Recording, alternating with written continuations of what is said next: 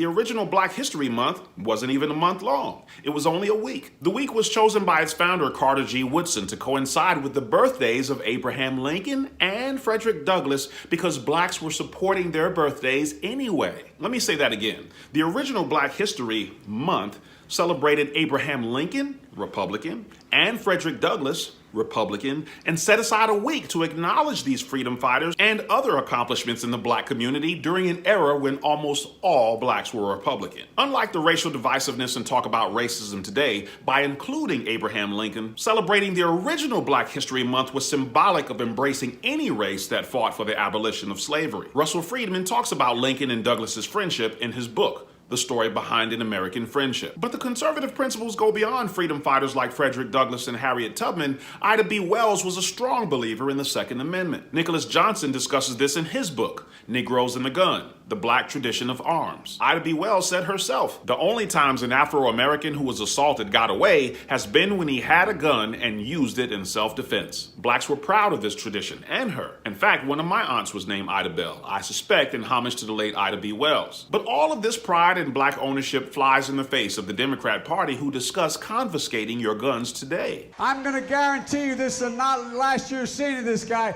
You're going to take care of the gun problem with me. You're going to be the one that leads this effort. I'm counting on you.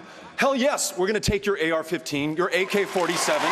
We're not going to allow it to be used against our fellow Americans anymore. And guess what community they'll probably start with? The crazy thing is, this anti-gun belief makes absolutely no sense whatsoever. While I disagree with Killer Mike on much of his policy positions, I did watch an interview once where he was talking to some other Democrats, and he was spot on in his analysis. He said, listen, if Trump were Hitler, as you say he is, you're not making any sense whatsoever. Because you can't tell me that Trump is Hitler on Monday, then on Wednesday ask me to give up my guns. You're not sounding intelligent. I have a childhood friend who is a diehard Democrat. He used to argue me down that there is absolutely no reason to own a firearm. That's what the police department is for, he used to say. No matter what I said to him, he simply wouldn't think for himself. Joe Biden said all you needed was a shotgun, so by God, in his mind, all he needed was a shotgun. Well, guess who owns a 9mm now? My friend does, because 2020 had him questioning whether or not he could rely on the government to protect him and his family, which is exactly what I've been telling him in the first place. Apple made a movie about the true life story of Bernard Garrett and Joe Morris, who owned their own bank back in 1964. But even before buying banks back in 1964, due to real estate investments,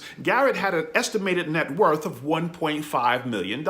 Keep in mind, this was before the dollar changed. In today's dollars, that means Garrett had a conservative net worth of $24 million before he bought a bank. Watch my show about Joe Biden and inflation if you want to know how I calculated that. And just like usual, it was the Democrat constituency that seeked to shut Garrett down. In talking about Garrett and his business partner Joe Morris, they acquired their first bank in Texas in 1964, going on to buy an additional 4 banks and savings and loans. A racist Democrat power base eventually found a way to stop Bernard and Linda's growing banking control of white banks in Texas. Senator John L. McKellen from Arkansas brought Garrett before the Senate Investigations Committee in 1965. Madam C.J. Walker also believed in capitalism and the free market. At the height of her success, she employed some 20,000 women and set a Guinness Book World Record to be the first woman to ever have a net worth to exceed $1 million. She passed the business down to her daughter. She was far from an anti-capitalist. But today, you can buy Black Lives Matter clothing from Walmart. You know BLM, that socialist organization started by Marxists who took the money you donated, gave it to the Democrat Party, then ran off and bought mansions with some of it? Yes, that organization. Well, this organization is the new representation for what blacks feel and what blacks experience in America. You think I'm reaching? You haven't been on Netflix lately, have you? Today, Netflix has a Black Lives Matter collection of movies.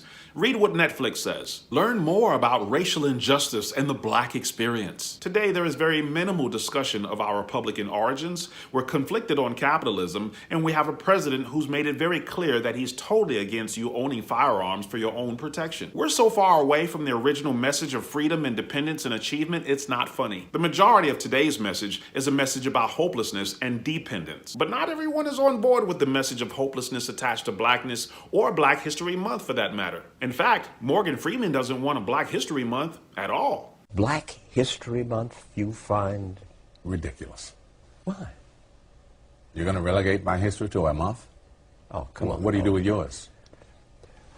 Which month is White History Month?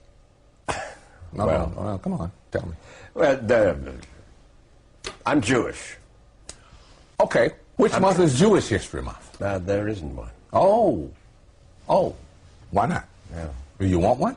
No. No, I don't either. I don't want a Black History Month. Black history is American history.